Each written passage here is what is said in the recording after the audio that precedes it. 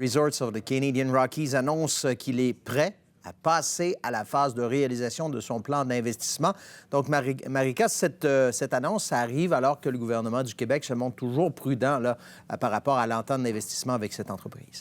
Le Mont-Saint-Anne nous annonce aujourd'hui qu'il sera prêt à passer les premières commandes dès le mois prochain pour son plan d'investissement.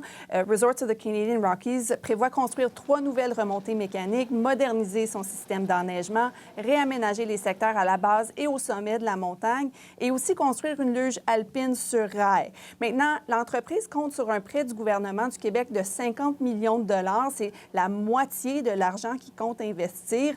Il y a eu une entente, on se rappelle, entre les deux parties l'an dernier, en fait en 2024, mais le Québec n'a pas encore versé l'argent à l'entreprise. RCR juge qu'il respecte les modalités de l'entente, mais ce n'est pas nécessairement l'avis du gouvernement. Le mois dernier, quand le Mont-Saint-Anne a eu des problèmes d'alimentation électrique et a dû reporter son ouverture, le gouvernement a annoncé qu'il pouvait retenir son prêt. Et aujourd'hui, la députée de la région garde le cap. Karianne Bourassa dit qu'il est essentiel que les engagements pris par RCR en matière de sécurité et d'investissement soient respectés dans le cadre de l'entente. Pour le moment, aucun scénario n'est exclu.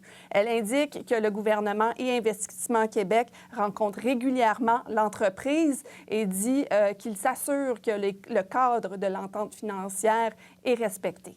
Il s'est dit tellement de choses sur la montagne qu'on est prudent. D'ailleurs, comment on réagit dans la communauté?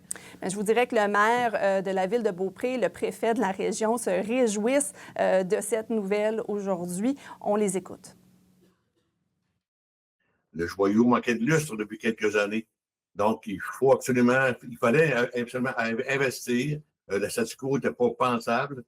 Donc, pour nous, c'est une bonne nouvelle que notre montagne, la montagne de la Côte-de-Beaupré, de la région de la Capitale-Nationale, retrouve son lustre.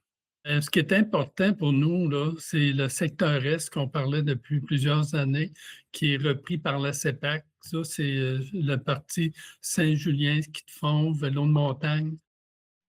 Rappelons que le gouvernement, la CEPAC et RCR se sont entendus pour que la CEPAC reprenne le secteur est de la montagne et dès l'année prochaine va opérer le ski de fond, chose que plusieurs dans la région demandaient.